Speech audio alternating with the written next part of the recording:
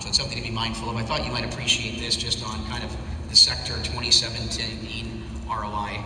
Digital assets are interesting. If you're not following this, this should at least give you a reason to maybe learn a little more. I'm certainly not encouraging you to do anything, but learn. And so this is a graph of the ICOs over the last few years. And so I was one of the 5 founding board members of Mastercoin.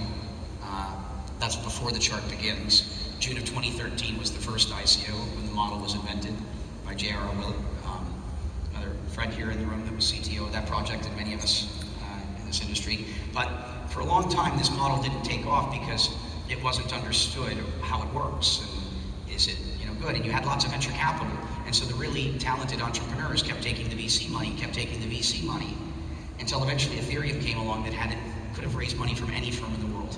They were in such demand. And they said, no, we're going to do this ICO model. We're going to do this token model because it helps build community and it's necessary for our vision. We couldn't do it as a traditional corporation. And so that started happening, and then people got excited about some of its utility when it went online, and this big transaction happened where over $150 million went in. This is when the really talented entrepreneurs said, are you kidding me? This model can scale. An idea can do something this large, more than any VC would ever give me. What am I doing? I need to get in on this. I need to start figuring out how this model works. There must be something big and fascinating happening here, something that might transform the world. And the bridges, the roads, and the tunnels are about built and connected. So this ends at the end of 2017 when I moved here. 2018 will get interesting as well. So I was one of the founders of the first venture capital firm in the space called Blockchain Capital back in 2013. So I've been one of the most active VC investors in the space for many years. I stepped down from my firm last year after this, where we did the first token offering of a digital security using the Jobs Act, specifically Regulation S&D. We used a Singaporean vehicle as the issuer, and we raised what was a small target at the time because that was before those bubbles started getting big.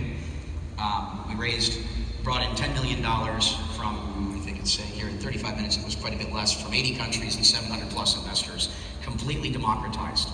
So it wasn't available just to pensions, endowments, and high net worth. It was available to everybody. We had obviously some accredited investor things and a lot of rules around the United States, but in general, it was a largely democratized transaction, a precedent-setting transaction for sort of digital equity like this. And it's also liquid. Most venture funds have a 10-year lockup with 2-year extensions. Liquidity every time. Are we in a bubble? This is kind of the dot-com sort of period, but I think this illustrates it pretty well. So during the dot-com period in 99 at our heights, we got up to 6.7 trillion. And that was when it was a Western phenomenon. And that's not adjusted for inflation.